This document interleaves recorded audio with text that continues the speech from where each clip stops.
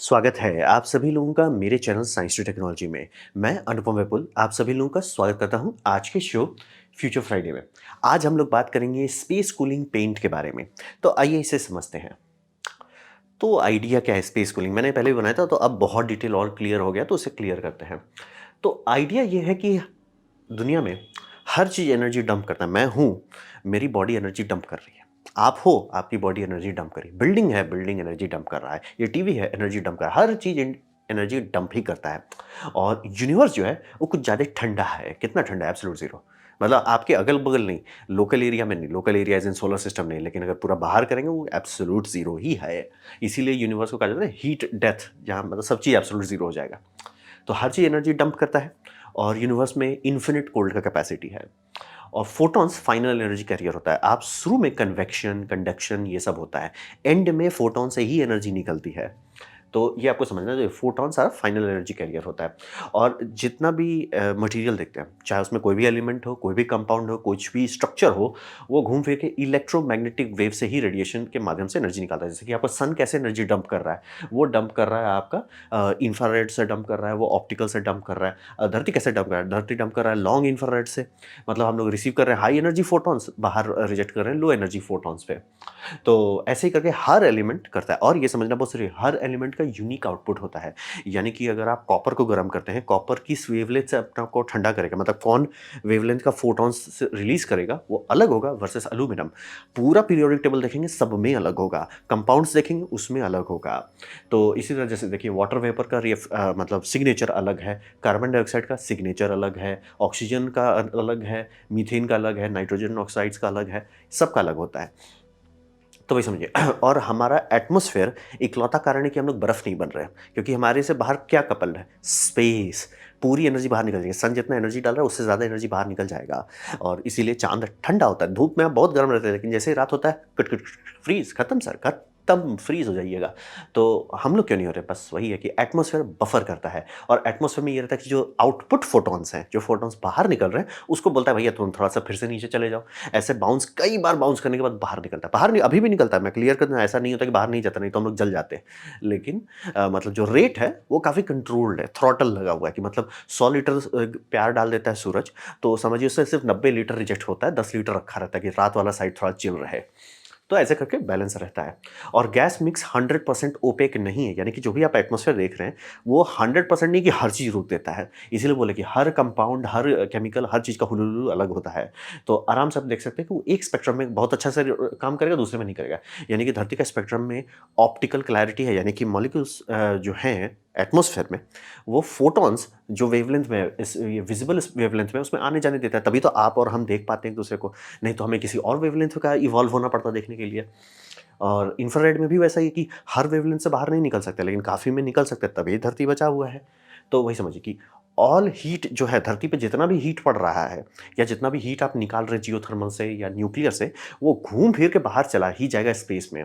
तुरंत नहीं होगा, एक दिन में नहीं होगा, मिलियंस ऑफ ईयर्स में होगा, लेकिन सारी गर्मी बाहर चली जाएगी। जैसे कि आप वीनस लेते हो, कहोगे वीनस बहुत गर्म है, बात एकदम सही है, लेकिन उसे कॉस्मिक स्केल में देखेंगे, सूरज एक पॉइंट के बाद चिल हो जाएगा, वीनस उसके बाद डंप कर ही देगा सारी एनर्जी। तो ये समझना बहुत जरूरी है। लॉन्ग टर्म में अगर आप देखते हैं, सारी एनर्जी बाहर निकल ही जाएगी। एक एक बाउंस के बाद निकलता है एटमॉस्फेयर से, 100 बाउंस के बाद निकलता है, 500 करोड़ बाउंस के बाद बाहर निकलता है, निकलेगा ही बाहर। ये समझना बहुत जरूरी है। इसीलिए हम लोग कहते हैं यूनिवर्स का ही डेथ कारण वही है कि सारी गर्मी बाहर निकल। जैसे कि स्पेस स्टेशन बनाया गया, उसमें रेडिएटर डाला गया है। क्या होता अगर रेडिएटर नहीं होता? क्या वो गर्म रहता? अंदर के लिए काफ़ी गर्म रहता है, लोग अंदर ऊपर चले जाते हैं, लेकिन धीरे धीरे ओवर टाइम वो भी ठंडा ही हो जाता है। तो ये समझना बहुत ज़रूरी है कि हर चीज़ गर्मी बाहर डंप कर रही है, और बाहर में जो कोल्ड रिजर्वायर है वो इन्फिनिट है, ठंडा है, टेंशन नहीं लेना है। तो आइडिया यही है कि हमारे एटमॉस्फेयर में खिड़की है, वो खिड़की से निकल जाते हैं। जैसे कि खिड़की से सूरज प्यार डाल दे रहा है, तो ऐसा कोई खिड़की होगा ना जिससे बाहर निकल भी सकते हैं। तो अब आते हैं इसका फिजिक्स पे। तो फिजिक्स ये है कि जब भी आप कूलिंग बोलते हैं तो ऐसा कोई चीज़ नहीं है कि आप कूल कर रहे हो, आप बस dump heat into cold medium कर रहे हो और कुछ नहीं कर रहे हो। यानी कि आपका रेफ्रिजरेटर क्या करता है? अंदर की गर्मी को निकालता है और बाहर आपका किचन को गर्म कर देता है।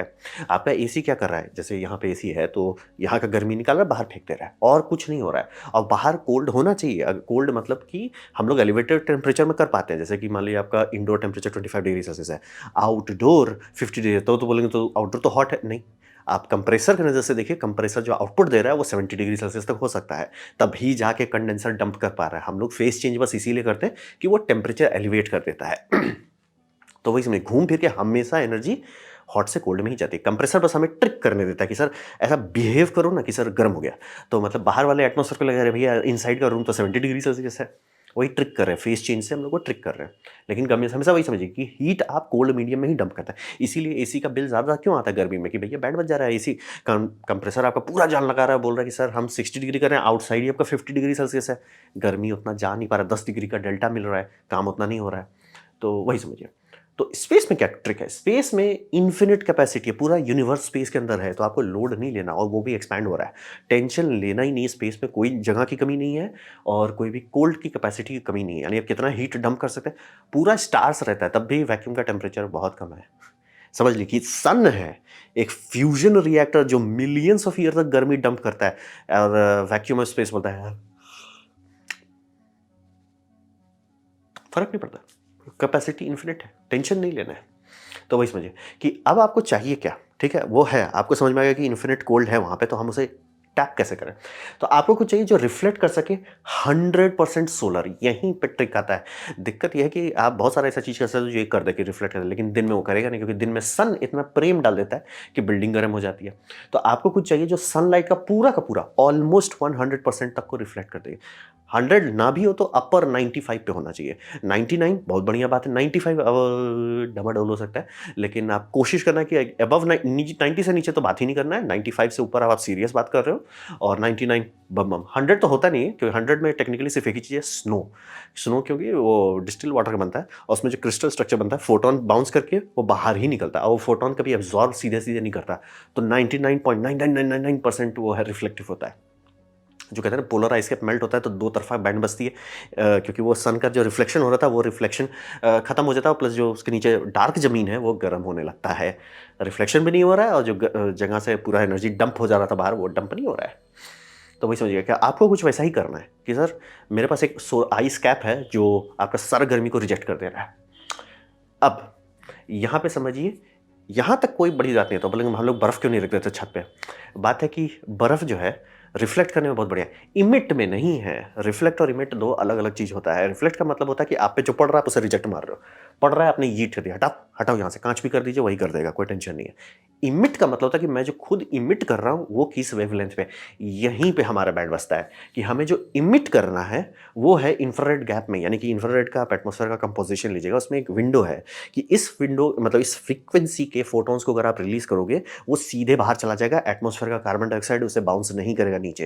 एटमॉस्फेयर में जितने वाटर वेपर है उसे, मतलब वाटर वेपर थोड़ा लाइट झगड़ा करेगा, लेकिन अगर आपका खुला आसमान है वो सीधे फोटोन बाहर चला जाएगा, उसमें कोई बीच में उसे एब्जॉर्ब नहीं करेगा, ऑक्सीजन नहीं एब्जॉर्ब करेगा, नाइट्रोजन नहीं करेगा, वो सीधे बाहर निकल जाएगा, कार्बन डाइऑक्साइड भी छिड़ेगा नहीं उसको।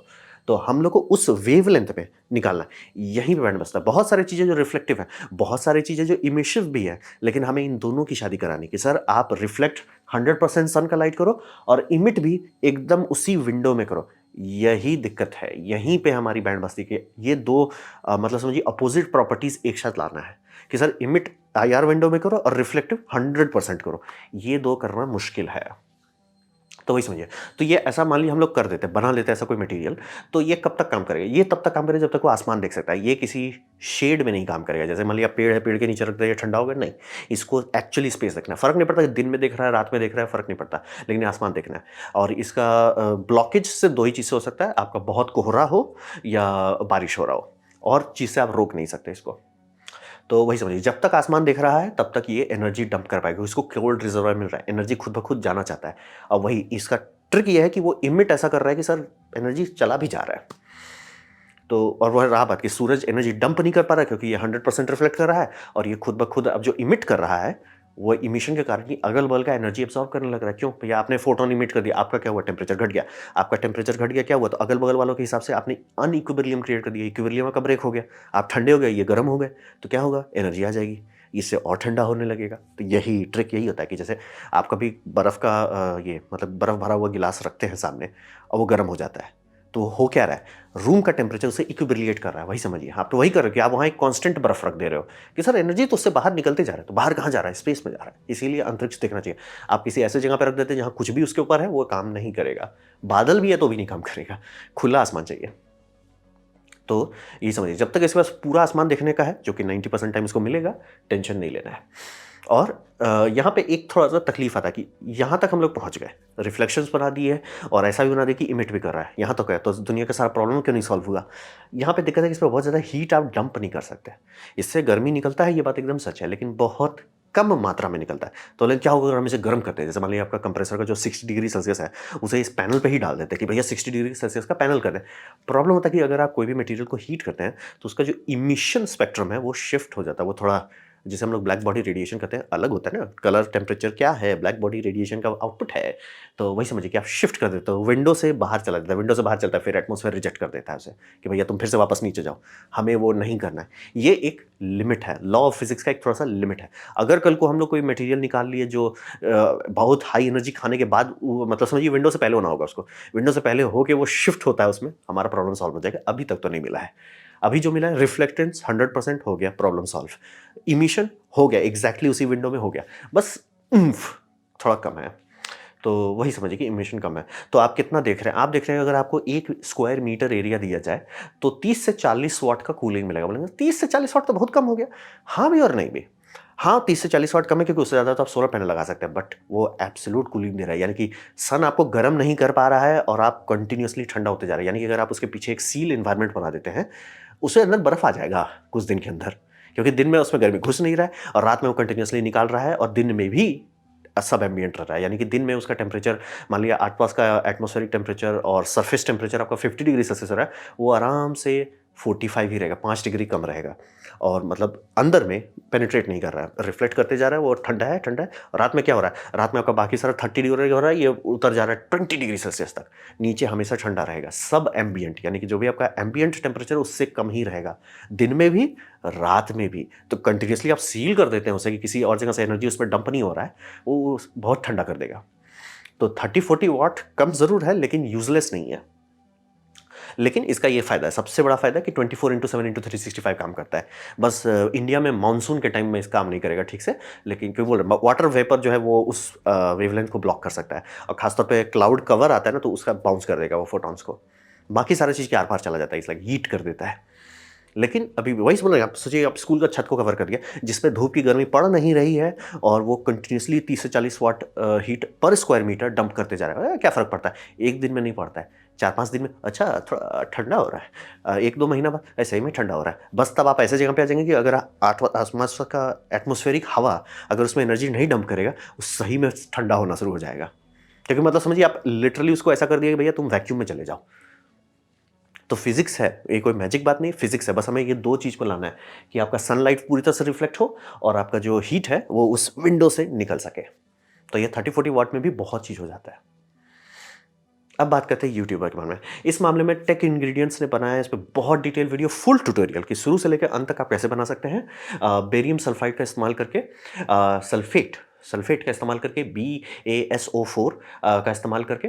और फिर नाइट हॉक ने बनाया, लाइट ने, उन्होंने बनाया है कैल्शियम कार्बोनेट करके, इनका ज़्यादा सिंपल रेसिपी है और ये सब आप बना सकते हैं। टीडियस है, मतलब बहुत सारे स्टेप्स हैं, लेकिन बना सकते हैं। अगर आपका होम लैब है, गर्मी में प्रोजेक्ट के तौर पे करना चाहते हैं, आप एक्चुअली बना सकते हैं। और ट्रिक ये है कि लोडिंग करनी होती है। ट्रिक ये है, एलिमेंट, ये सारा एलिमेंट तो मार्केट में मिलता है, उससे काम नहीं चलेगा। उससे आप पेंट बनाते हैं, काम नहीं होगा। काम करने के लिए आपको ये चाहिए। तो ये क्या है, माइक्रोस्फीयर। तो बोले माइक्रोस्फीयर क्यों चाहिए, अगर आप स्फीयर लेते हैं और उसे जगह कॉम्पैक्ट करते हैं, ठूंसते हैं, तो वो 60% ही फिल कर सकता है, 60-70% के आसपास ही वो फिल कर पाएगा। तो अब समझिए कि आपने कोई प्लेट लगाया, उस पर कोटिंग किया, हो क्या रहा है, वो बॉल्स जो हैं, जो आपके बॉल्स बनेंगे, माइक्रोस्फीयर्स बनेंगे, वो रिफ्लेक्ट कर दे रहा है लाइट। लेकिन जो खाली जगह पर, वहाँ पे फोटोन अंदर घुस जा रहा है, यानी कि सन की गर्मी आपको हीट करने लगेगी, यानी कि इसका जो इफेक्ट है वो यूजलेस हो जाएगा। आपने तिगड़म किया लेकिन फायदा नहीं होता। ट्रिक ये है कि आपका मेजॉरिटी जो है बॉल्स हैं, माइक्रोस्फीयर्स हैं, आप उससे भी माइक्रोस्फीयर में चले जाइए। जैसे मान लीजिए एक का है आपका, मान लीजिए 100 माइक्रोमीटर्स का है, दूसरे बॉल्स अब होने चाहिए 10 माइक्रोमीटर्स के। ऐसा क्यों, ताकि सॉलिड लोडिंग के बीच में जो गैप्स हैं, उस गैप के अंदर आपके छोटे छोटे बॉल्स हो जाए। अगर आप ऐसा कर पाते हैं, जनरली कहा जाता है 3 स्फीयर साइज चाहिए। एक बड़ा आपका मेजॉरिटी संभाल लेगा, उससे भी छोटा एक्सपोनेंशियली छोटा, मतलब 100, 10:1 ऐसे ऐसे करके आप रेशियो में बॉल्स बनाना है, माइक्रो बॉल्स बनाना है और उसको ठूंसना है ताकि 100% यानी एक भी फोटोन कहीं आर पार ना घुस सके, एकदम 100%। तब आप वहां पे पहुंचते हैं जहां पे सनलाइट इसका कुछ नहीं बिगाड़ सकता। सनलाइट घुसता है, अरे हटो, घुसे आ रहे हैं, नर निकलो, क्योंकि बोले सन कितना एनर्जी डंप करता है, 1 किलोवाट/मीटर स्क्वायर। समझिए, इसलिए सन का थोड़ा सा भी मिस कर देंगे, जितना कूलिंग इफेक्ट नहीं सब वेस्ट हो जाएगा। इसीलिए ट्रिक यही है, माइक्रोस्फीयर बनाना बच्चों के लिए चीज़ है, लेकिन माइक्रोस्फीयर अलग अलग साइज के बनाने होते हैं। थैंकफुली साइंटिफिकली सिर्फ आपको 3 चाहिए, टेस्टिंग के बाद भी यही है कि 3 में काम हो जाता है, बहुत तिकड़म नहीं है। इन्होंने बहुत अच्छा डिटेल वीडियो बनाया, मैं जरूर कहूँगा देख लिए। लंबा वीडियो है, 40-40 मिनट का है, लेकिन पूरा डिटेल है कैसे बनाया जा सकता है। तो बहुत डिटेल। और रहा बात, चूंकि ये लोग ओपनली शेयर कर रहे हैं नॉलेज, पेटेंट लॉक से बच जाते हैं। और रहा बात, ये सल्फाइड वल्फाइड ये कॉमन चीज़ है, केमिस्ट्री का इस लेवल पे पेटेंट नहीं पड़ता है कि सर आप ऐसे ग्रो करोगे ना तो उसमें नमक पे किसी का पेटेंट नहीं है, वो वही वाली बात हो जाती है। तो लॉजिक वही है कि आपको माइक्रोस्फीयर बनाना है, 2 ऑप्शन है, और माइक्रोस्फीयर अलग अलग साइज के बनाना है ताकि ठूसो तो 100% फुल हो, क्योंकि एक भी फोटोन मतलब समझ रहे, सन की एनर्जी बहुत हाई है, अगर आप उसे रिफ्लेक्ट नहीं कर पाते तो वो यूजलेस हो जाएगा। तो इसीलिए आपको चाहिए। और ये इन्होंने जैसे पैनल बनाया, खुला हवा में पैनल रखा हुआ, पैनल 2 से 4 डिग्री ठंडा हो गया, धूप में खुला एल्यूमिनियम, प्योर वाइट और रस्टोलियम वाइट करके सुपर वाइट पेंट है, वर्सेस इनका सुपर कोटिंग ठंडा। ये नॉर्मल जो सॉल्ट ही समझ लीजिए एक तौर का, कैल्शियम कार्बोनेट वाला सिस्टम से जो माइक्रोस्फीयर, कैल्शियम कार्बोनेट फ्री में मिलता है, माइक्रोस्फीयर नहीं मिलता। माइक्रोस्फीयर बना के वो पेंट प्लाईवुड पे पेंट कर दिया, प्लाईवुड 2 से 4 डिग्री ठंडा हो गया, ठंडा धूप में पड़ा हुआ है, ठंडा हो गया। It's like chill bro, chill. तो बहुत अच्छी बात है, ये सब पूरा डिटेल्स आप लोगों को मिल जाएगा अगर आप सही में समझना चाहते हैं साइंटिफिक लेवल पे क्या हो रहा है और बनाने का अगर ट्राई करना चाहते हैं। तो अब बात करते हैं, ठीक है चलो मान लो ये टेक्नोलॉजी आपने बना लिया, तो उसका डिप्लॉयमेंट में क्या है। तो डिप्लॉयमेंट में ये समझिए बहुत अच्छा ऐड ऑन है एयर कंडीशन के लिए। मैं ऐसा कैसे, क्योंकि एनर्जी तो मैंने आपको बताया बहुत कम है। ट्रिक ये समझिए, जैसे आपका ये बिल्डिंग है, ठीक है, आप एक बड़ा सा वेयर हाउस ले लो या बड़ा सा ये मॉल ले लो, आपका बिल्डिंग है, बिल्डिंग में क्या है, एयर कंडीशन है, ठीक है सर। एयर कंडीशन में क्या होता है, कंप्रेसर लेता है, हीट करता है उसको, पूरा कंप्रेस करता है, कंप्रेस करने के बाद क्या करता है, उसे बोलता है भैया जाओ अब एटमॉस्फेयर में डंप कर दो। यहीं पे बैंड बजता है। अगर एटमॉस्फेयर गर्म है, जैसे मान लीजिए 50 डिग्री सेल्सियस इंडिया में आम बात है, और कंप्रेसर बोल रहा है सर मैं क्या करूं, कितना मैं 60 डिग्री तक बढ़ा सकता हूं, 70 पे ही मान लीजिए 65 भी कर दूं, ज़्यादा डेल्टा नहीं और डंप नहीं कर पाता एनर्जी। तो वो कोशिश करेगा जितना डंप करना करता है। उसके बाद मतलब समझिए मेजॉरिटी हीट वहाँ डंप हो गई है, आपका सीओपी आपका बहुत कम हो गया है, अराउंड 1.5 या 2 हो गया है, आप चाहोगे 4 या 5 रहे, वो हो गया। लेकिन आपने मेजॉरिटी हीट डंप कर दी है, अभी भी हीट बचा हुआ है, अगर आप उसे ठंडा कर पाते हैं तो काफ़ी फायदा होगा। अब उसे इसके हीट एक्सचेंजर से चला दीजिए। यहाँ पे ये चूंकि ये सब एम्बिएंट रहेगा, यानी कि 3 से 4 डिग्री ठंडा रहेगा, 3 से 4 डिग्री सेल्सियस ठंडा है, एम्बिएंट मान लीजिए 50 डिग्री है, ये 45 डिग्री सेल्सियस है, इसका एनर्जी आप और डंप कर पाएंगे। यानी कि आपका कंप्रेसर को लगेगा ओ आउटसाइड की टेम्परेचर 45 है जबकि 50 है, तो और उसका सीओपी बढ़ जाएगा, क्योंकि वो एनर्जी पहली बार वो एयर में डंप करेगा, बचा खुचा एनर्जी इसमें डंप कर देगा और ये धीरे धीरे उसे स्पेस में डंप कर देगा। तो आपका एयर कंडीशन का जो लोड है, पीक लोडिंग बहुत कम हो जाएगा, और रात होने लगा तो ये यही मेजॉरिटी संभालने लगेगा।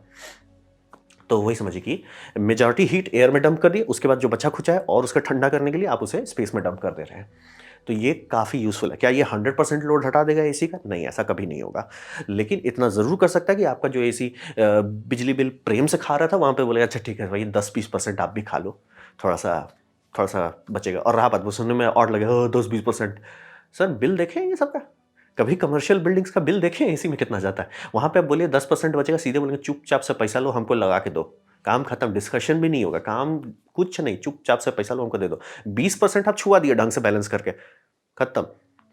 तो ये बहुत यूज़फुल डिप्लॉयमेंट है। दूसरा, रूफ पेंट के तौर पे अगर हम लोग का छत गर्म ही नहीं होता है, क्योंकि सन उस पर प्रेम डालने की कोशिश कर रहा है और ये रिफ्लेक्टिव पेंट वाला भाई हटो यहाँ से, गर्मी डालने आ गया, क्या क्या हुलुलु गर्मी करने डाल रहा है, हटो, हट रहा है। और रहा बात कि वो आपका जो कंक्रीट है वही थोड़ा ठंडा रहे, थोड़ा सा ही, ज़्यादा नहीं, थोड़ा ठंडा रहे, तो आपके घर का जो पूरा हीट है वो छत पे जाने लगेगा, वो सोक करने लगेगा। तो आपका जो खासतौर पे जो जैसे पिछले साल की गर्मी में जान निकाल दिया था, पूरा रूप एकदम पागल जैसा गर्म था, दिक्कत नहीं है, इसलिए चिल मारो सर, चिल। अब बोलेंगे 2 से 4 डिग्री से क्या फ़र्क पड़ता है, सर 30 डिग्री में आप ठीक हो, 35 डिग्री में आपकी बॉडी खतरनाक रिस्क में आ जाती है। तो समझना बहुत ज़रूरी है कि 3 से 4 डिग्री पैसिवली बिना बिजली खर्च किए आप कर रहे हो ना, बहुत फ़र्क पड़ता है। तो रूफ पेंट के तौर पे, सरफेस पेंट के तौर पे बहुत बढ़िया है। और passive cooler for long term, जैसे मान लीजिए इस तरह का कोई कूलिंग सिस्टम बना है और इसे कहीं, जैसे मान लीजिए बहुत लोगों का है कि रफ आउटडोर एरियाज है, रिमोट एरिया है, वहाँ पे कुछ रखें, लेकिन उसे ठंडा रखना है। ऑब्वियसली कंप्रेसर लगा के, फ्रिज लगा के आप नहीं चला सकते, लेकिन ये लगा के छोड़ सकते हैं। और अगर आप इसे पूरी तरह से सील कर देते हैं, यानी कि एटमॉस्फेयर एनर्जी डाल ही नहीं पा रहा है इस पे, और एक ही रास्ता है एनर्जी बाहर निकलने का, वो सब एम्बियंट को छोड़िए, वो लिटरली फ्रीज कर देगा, लेकिन बहुत टाइम में करेगा। और फायदा, बिजली नहीं खा रहा है, कुछ फ्रीज होते जा रहा है। मे बी आप थोड़ा सा ये डाल सकते हो, क्या बोलते हैं, अगर आप हीट पाइप से एनर्जी नहीं डंप कर रहे हो तो मे बी आप एक छोटा सा वाटर पंप डाल सकते हो 4 या 5 वाट का, ताकि थोड़ा सा वाटर सर्कुलेट करता रहे, लेकिन आराम से वो एनर्जी डंप कर देगा, आपका टेम्परेचर घटता रहेगा। तो मान लीजिए सर मैंने वहाँ रख दिया था, ये मान लीजिए बॉक्स है, सीड वॉल्ट्स बना के रख दिया था जो पूरी तरह से ठंडा होना चाहिए। 6 महीना बाद आप जाएंगे, वो भी पूरा गर्मी बीत चुका है, पूरा आप सोचेंगे पिघल गया होगा, कुछ नहीं सर, जम गया होगा अंदर वो। तो रिमोट लोकेशंस के लिए जहाँ पे स्टोरेज करना है वो बहुत फायदेमंद है। और बहुत सारा मेडिसिन जो है उसको ठंडा नहीं करना होता, लेकिन हॉट भी नहीं हो जाए, क्योंकि आजकल का प्रॉब्लम ये है कि जैसे आप बहुत सारे गांव में अगर खुला जगह पे आप ये रख देते हो कि मतलब आपका घर है, घर का छत है, मतलब दवाई का दुकान है, उसका छत है, वो सारे दवाई खतरनाक रिस्क में आ जाते हैं। क्यों? क्योंकि दवाई में लिखा रहता है कि उसका टेम्परेचर आपका बहुत कम होना चाहिए, अराउंड 25 डिग्री सेल्सियस।